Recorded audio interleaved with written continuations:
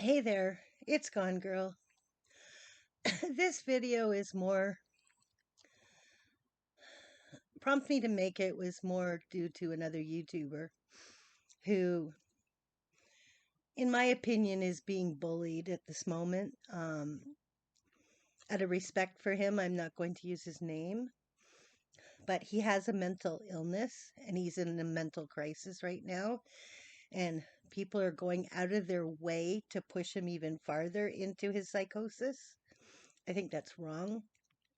I think we have to realize that we don't know what is really going on in people's real lives beyond the screen of YouTube.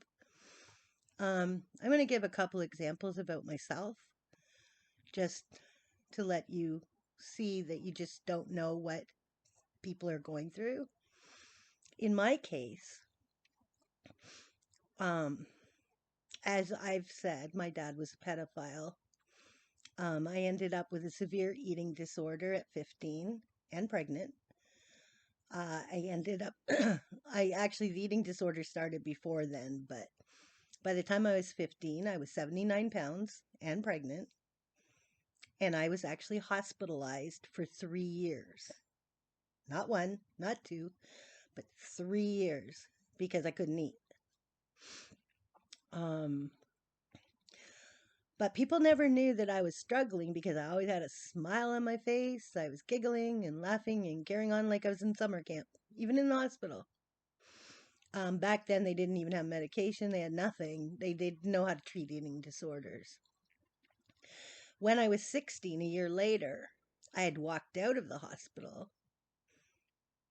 I walked probably about 2 miles away. And I, as you know, unsuccessfully jumped off a bridge over the 401.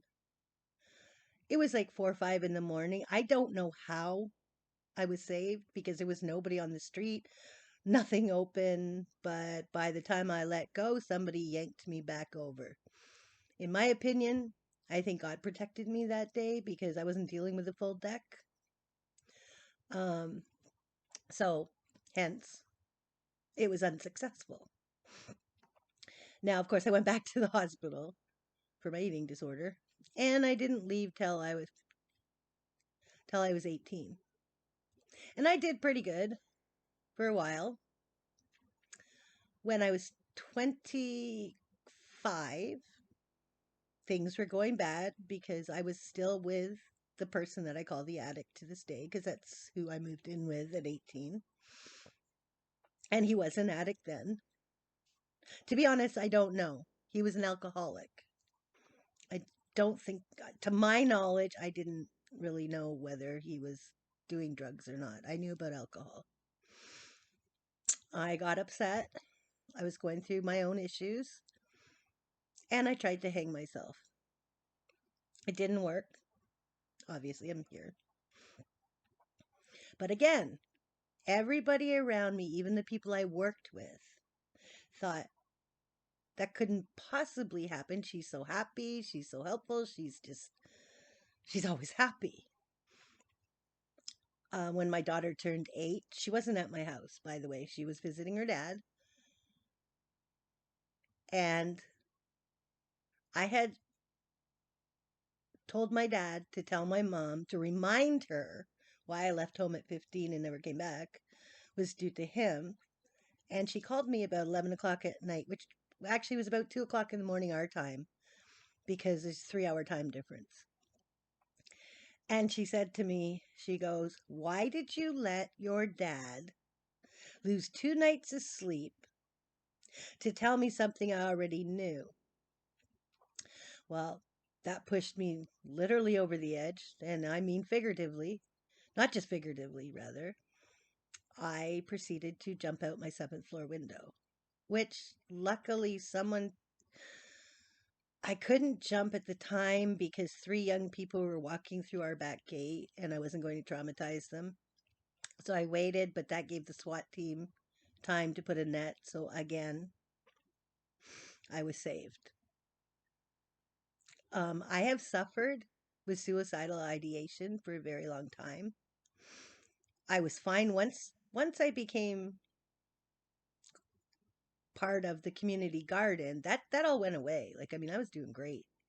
I was finally had this major purpose in my life beyond just my daughter. It was something I could share with my daughter. Well, my daughter was actually grown up by then, but I mean, I had MS and I had a lot of pain but the garden gave me something to look forward to and everything, you know. It was my outlet. It was my social life, it was my outlet, it was everything to me. And then the car accident. No, first my brother committed suicide and we found him. He did it on May 8th. We found him on the 12th of June. So, and before that, my sister had died of ovarian cancer in 2007. First person I ever watched die. So I had a lot of depression and issues, but the garden again was my saving grace. Then the accident happened and took everything away from me. Now, I have struggled with chronic depression ever since I was young, to be honest. But nobody usually knows it because I'm always happy. People don't know that when I'm alone and just existing in my life, that's not what's happening. I struggle each and every day to stay here.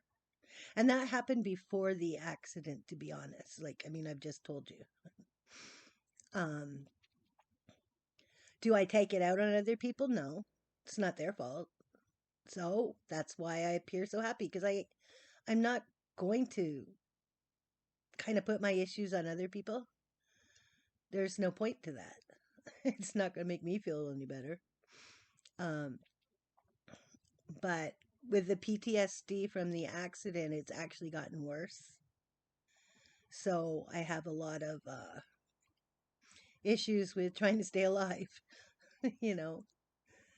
So in saying that, I'm only telling you all that is because there are some YouTubers out there like me, and even in a worse situation than me, where they come on here and they look perfectly fine, but they're not. And in the case of this poor gentleman that I'm not going to name on purpose, there are people out there, trolls, or just mean spirited people, who are actually pushing this guy to the edge. They have total disregard to whether he will be dead. They cheer it on. They think they're ever so funny to push somebody who you know is having a mental breakdown, and they want to just see how far they can push it. I hope they realize if anything happens to a person like that, you are complicit in whatever happens to that person because you played a major role. I think you pretty well know of the case of the girl that egged on her boyfriend by text messaging to kill himself, and he did. She's in jail. So please don't be complicit in these things. Please don't condone this action.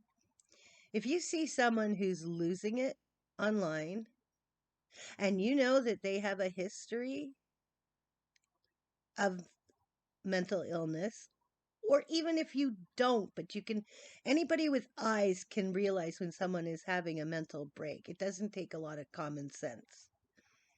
Please either be kind or say nothing. We need to start being nice to people, even if we don't want to. Because you don't know what goes on behind the screens when they're turned off. What we see on screen may not be everything. It may not be hardly anything. So I just hope you guys could just be kind to people. It doesn't take much. Doesn't even cost a thing, to be honest. So that's just all I wanted to come on here and say. Because I do care about people. I really do. Um, I don't like to see what's going on. I don't understand why people get some kind of kick to kick somebody while they're down. I don't understand it. I never will. But it does happen. Everybody's different. But, anyways, I hope you guys have an awesome week. I hope the sun shines no matter where you are because it comes from the inside out. Be good to each other. Please be good to each other. Be kind to each other. It doesn't cost a cent. And hug your kids. This is Gone Girl. She's gone.